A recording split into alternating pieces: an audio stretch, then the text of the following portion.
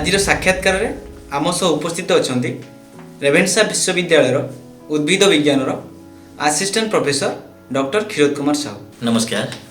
आसतु तांको द्वारा प्रतिष्ठित होइतिबा नूतन ज्ञान कौशल किपरि भावे मृत्तिका विहीन हाइड्रोपोनिक चाष करा जाए से विषय संक्षिप्त आलोचना करिबा।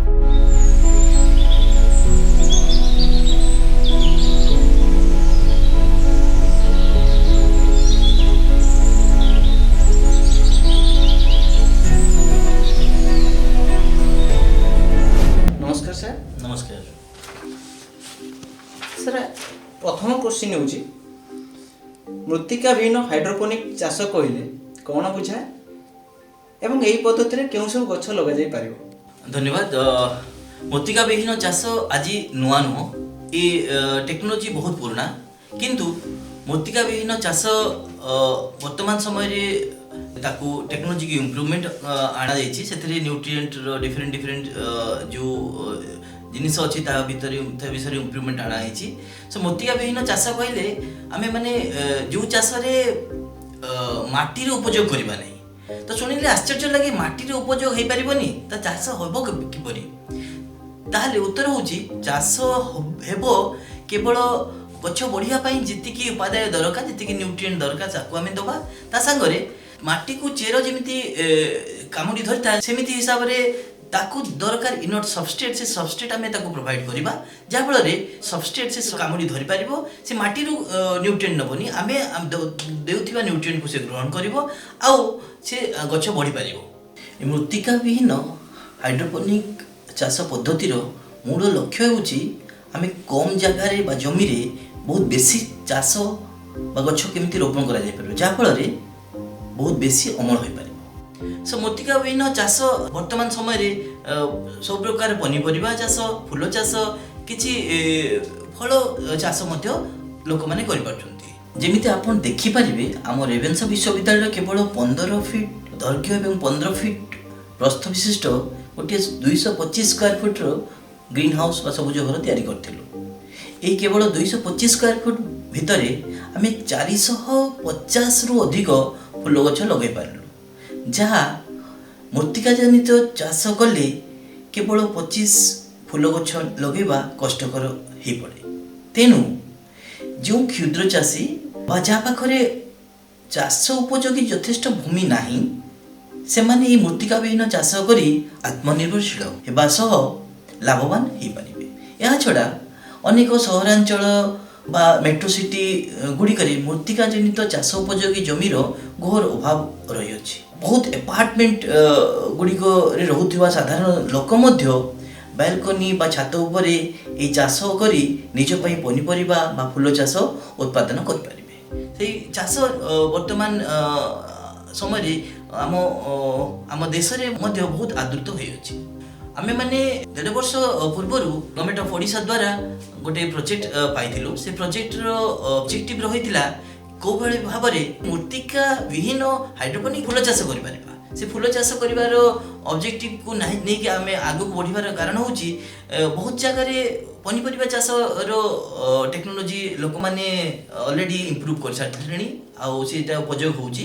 सो फूल चाष करले आम ओडिसा रे फूल चाष रो प्रोडक्टिविटी जदी देखिबा ताले बहुत कम आमे माने पाख राज्य रो फूल प्रोक्योर करथाउ। आम देश रे मध्य रूफटॉप बा छात उपरे ए मृत्तिका विहीन हाइड्रोपोनिक चाष करी अनेक लोक कमर्शियल बा बिजनेस भाव में एस्टाब्लिश करबा आरंभ करलेनी। Food and agriculture organization FAO report अनुसार आम विश्वर जनसंख्या आसंता 2050 सुधा 910 कोटी हेबाकू जाउछि। समग्र विश्वर लोकों को खाद्य जगाइबा पई फूड प्रोडक्शन को 25% रु 70% को बढ़ाइबा दरकार बोली कहा जाए। 2020 रे विश्वर हाइड्रोपोनिक मार्केट साइज थिला 210 कोटी टंका। 2021 रु 2028 भितरे कंपाउंड एनुअल ग्रोथ रेट 20.7% बढ़िवार आशंका करा जाए। जदि आमे यूनाइटेड स्टेट अमेरिका कथा चिंता करू, USA बहुत दिन रु एई प्रणाली रे फूल चाष, पनिपरिबा चाष एवं साग चाष करि आछुछि। USA रो हाइड्रोपोनिक चाष रो मार्केट साइज रो स्टैटिस्टिक को अनुध्यान कले जणा जाए 2018 ରୁ 2022 ମଧ୍ୟରେ ମାର୍କେଟ ସାଇଜ୍ ସାର୍ପଲି ବଢ଼ିଛି ଆଉ ଏହା ମଧ୍ୟ ଆଗକୁ ସେହି ଅନୁପାତରେ ବଢ଼ିବା ଆଶଙ୍କା କରାଯାଏ। ତ ଅନେକ ଉନ୍ନତ ଦେଶ USA, ନେଦରଲ୍ୟାଣ୍ଡ, ବହୁତ ୟୁରୋପିଆନ୍ କଣ୍ଟ୍ରି, ଇସ୍ରାଏଲ ପରି ଦେଶ ଏହି ଚାଷକୁ ଅବଲମ୍ବନ କରିପାରିଛନ୍ତି ଏବଂ ଉତ୍ପାଦନ କ୍ଷମତାକୁ ବଢ଼ାଇ ପାରିଛନ୍ତି। ତେଣୁକରି ଏ ଫୁଲ ଚାଷ ଯଦି ଆମେ କରିପାରିବା ଆମ ଓଡ଼ିଶାରେ ଫୁଲ ଚାଷୀମାନେ ଲାଭବାନ ହେଇପାରିବେ।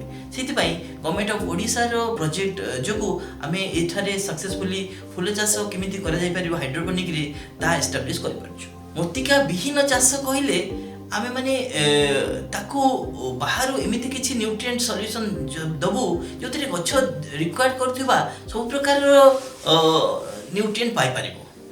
ଏଥିରେ କୌଣସି ପ୍ରକାର ମୃତ୍ତିକାର ଉପଯୋଗ ହେବ ନାହିଁ, କିନ୍ତୁ ଏମିତି କିଛି ସବଷ୍ଟ୍ରେଟ୍ ଉପଯୋଗ ହେବ ଯେଉଁଥିରେ କି ଗଛ ତାର ଚେର ସେ ସବଷ୍ଟ୍ରେଟ୍କୁ କାମୁଡ଼ି ଧରିବ ଆଉ ସେ ଗଛ ଷ୍ଟ୍ରେଟ୍ ୱେ ବଢ଼ିପାରିବ।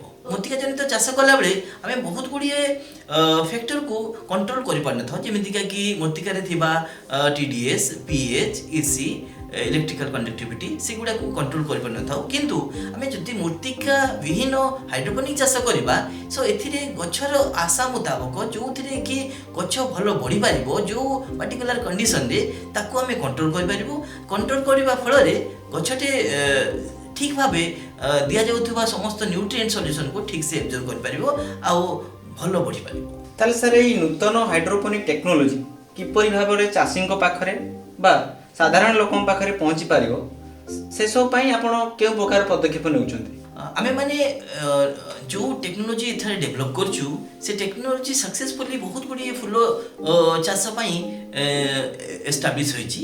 ସେଥିରେ ଫୁଲ ଚାଷ ଭିତରେ ମେରିଗୋଲ୍ଡ, ଜିନିଆ, ଡାଲିଆ, ଟ୍ୟୁବରୋଜ୍, କ୍ୟାଲେଣ୍ଡୁଲା ଏମିତି ବହୁତ ପ୍ରକାର ଫୁଲ ଚାଷ ମଧ୍ୟ ଆମେ ଏଷ୍ଟାବ୍ଲିଶ୍ କରିପାରୁଛୁ। ତ ଏଇ ଫୁଲ ଚାଷ ସମ୍ବନ୍ଧରେ ଆମେମାନେ ବିଭିନ୍ନ ଲୋକଙ୍କ ପାଖରେ ବିଭିନ୍ନ ଷ୍ଟୁଡେଣ୍ଟମାନଙ୍କ ପାଖରେ ପହଞ୍ଚିବା ପାଇଁ ଗୋଟେ ପଦକ୍ଷେପ ରିସେଣ୍ଟଲି ନେଇଥିଲୁ, ସେଥିରେ ଗୋଟେ ହ୍ୟାଣ୍ଡସ୍ ଅନ୍ ଟ୍ରେନିଂ ୱାର୍କସପ୍ 4 ଦିନର ଦିଆଯାଇଥିଲା। ବହୁ ୟୁନିଭର୍ସିଟିର MSc, PhD, MPhil ଷ୍ଟୁଡେଣ୍ଟମାନେ ଆସି ନିଃଶୁଳ୍କ ଭାବରେ ପଞ୍ଜୀକରଣ କରି ୱାର୍କସପ୍ରେ ପାର୍ଟିସିପେଟ୍ କରିପାରିଥିଲେ, ଯାହା 4 ଦିନ ଧରି ସମସ୍ତ ଷ୍ଟେପ୍ସ ପ୍ରାକ୍ଟିକାଲି ତାଙ୍କୁ ଦର୍ଶାଯାଇଥିଲା। ସେମାନେ ନିଜେ ମଧ୍ୟ କରିଥିଲେ, ଏମାନେ ଶିଖିକି ଯାଇପାରିଥିଲେ। ଯାହାଫଳରେ ଏମିତି ହିସାବରେ ଆଗକୁ ମଧ୍ୟ ଲକ୍ଷ୍ୟ ଅଛି ଆମର ୟୁନିଭର୍ସିଟିର ଅଥରିଟିଙ୍କର ସପୋର୍ଟରେ ଆଗାମୀ ସମୟରେ ଆମେମାନେ ଚାଷୀଙ୍କୁ ଡାଇରେକ୍ଟଲି ଏଇ ଟେକ୍ନୋଲୋଜି କେମିତି ଶିଖିପାରିବେ ସେ ବିଷୟରେ ପଦକ୍ଷେପ ନେବୁ। ତାଙ୍କୁ ହ୍ୟାଣ୍ଡସ୍ ଅନ୍ ଟ୍ରେନିଂ ୱାର୍କସପ୍ ଜରିଆରେ ତାଙ୍କୁ ଏ ଟେକ୍ନୋଲୋଜି ପହଞ୍ଚିବାରେ ସାହାଯ୍ୟ କରିବୁ। ମୃତ୍ତିକା ଜନିତ ଚାଷ ବିଷୟରେ ସରକାରଙ୍କର ବହୁତ ପଦକ୍ଷେପ, ବହୁତ ସବସିଡି ଅଛି। ଏ ହାଇଡ୍ରୋପୋନିକ ଟେକ୍ନୋଲୋଜି ଗୋଟେ ଟେକ୍ନୋଲୋଜି ଯେଥିରେ କି ଏକ୍ୱାପୋନିକ ଟେକ୍ନୋଲୋଜି ବି ଇନଭଲ୍ଭ ହେଉଛି, ହାଇଡ୍ରୋପୋନିକ ଟେକ୍ନୋଲୋଜି ଇନଭଲ୍ଭ ହେଉଛି। ଏଥିରେ ବି ସେଣ୍ଟ୍ରାଲ ଗଭର୍ଣ୍ଣମେଣ୍ଟ ବହୁ ମାତ୍ରାରେ ସବସିଡି ଦେଉଛନ୍ତି, ଯାହାଫଳରେ ଯଦି ଆମ ଚାଷୀମାନେ ସେ ସବସିଡିକୁ ନେଇପାରିଲେ ବା ସେ ବିଷୟରେ ଜାଣିପାରିଲେ ତାହେଲେ ଏ ଟେକ୍ନୋଲୋଜି ଶିଖିକି ନିଜ ଗାଁ ଗଣ୍ଡାରେ ଏ ଚାଷକୁ ଉପଯୋଗ କରିପାରିବେ, ଏ ଟେକ୍ନୋଲୋଜିକୁ ଉପଯୋଗ କରିପାରିବେ ଆଉ ଲାଭବାନ ହେଇପାରିବେ। ସରକାରଙ୍କର ବହୁତ ଗୁଡ଼ିଏ ଷ୍ଟେପ୍ସ ଯଦି ନେଇପାରିବ ଏ ଚାଷୀମାନଙ୍କ ପାଖରେ ପହଞ୍ଚାଇବା ପାଇଁ ଟେକ୍ନୋଲୋଜିକୁ, ତାହେଲେ ସେମାନେ ଏହାକୁ ଶିଖିପାରିବେ ଆଉ ନିଜ ଚାଷ କ୍ଷେତ୍ରରେ ଲଗେଇକି ଲାଭବାନ ହେଇପାରିବେ।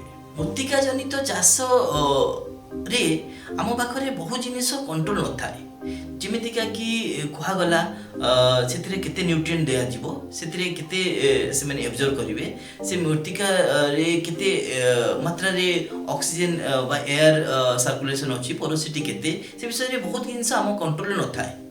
କିନ୍ତୁ ଯେହେତୁ ଏଇ ମୃତ୍ତିକା ବିହୀନ ହାଇଡ୍ରୋପୋନିକ ଚାଷରେ ଆମ ପାଖରେ ସବୁ ପ୍ରକାର ଜିନିଷ କଣ୍ଟ୍ରୋଲ କରିବାର ବ୍ୟବସ୍ଥା ଅଛି, ଏ ଚାଷର ପ୍ରଡକ୍ଟିଭିଟି ବା ଉତ୍ପାଦନ କ୍ଷମତା ନିଶ୍ଚୟ ଭାବରେ ମୃତ୍ତିକା ଜନିତ ଚାଷ ଅପେକ୍ଷା ଅଧିକ। ତ ଏଥିରେ କଥା ରହିଲା କଷ୍ଟ ଇଫେକ୍ଟିଭିଟି। ଯେ କଷ୍ଟ ଇଫେକ୍ଟିଭିଟି କହିଲେ ମୃତ୍ତିକା ଜନିତ ଚାଷରେ ଲୋକମାନେ ଯେତିକି ଖର୍ଚ୍ଚ କରୁଛନ୍ତି ସେ ଖର୍ଚ୍ଚ ହାଇଡ୍ରୋପୋନିକ ଚାଷରେ ଅଧିକ ନା କମ୍? ହାଇଡ୍ରୋପୋନିକ ଚାଷରେ ମୃତ୍ତିକା ଜନିତ ଚାଷ ଅପେକ୍ଷା ଅଳ୍ପ ବହୁତ ଅଧିକ, କିନ୍ତୁ ପ୍ରଡକ୍ଟିଭିଟି ଯେହେତୁ ଅଧିକ ସେହି ହିସାବରେ ଚାଷୀମାନେ ଅଧିକ ଲାଭବାନ ହେଇପାରିଥାନ୍ତି। ସେଥିପାଇଁ ମୃତ୍ତିକା ବିହୀନ ଚାଷ ଆଜି ସମୟରେ ବହୁତ ମାତ୍ରାରେ ଚାଷୀମାନଙ୍କୁ ଆଗ୍ରହ କରୁଛି, ସମସ୍ତଙ୍କୁ ଗୋଟେ ନୂତନ ରାସ୍ତା ଦେଉଛି। ଆଶା କରାଯାଏ ସେ ଆଗାମୀ ସମୟରେ ସମସ୍ତେ ବହୁ ପ୍ରକାର ଚାଷ, ପନିପରିବା, ଫୁଲ ଚାଷ ଏବଂ ଷ୍ଟ୍ରବେରୀ ପରିକା ଫଳ ଚାଷରେ ଏହାକୁ ଉପଯୋଗ କରିବେ। ଧନ୍ୟବାଦ।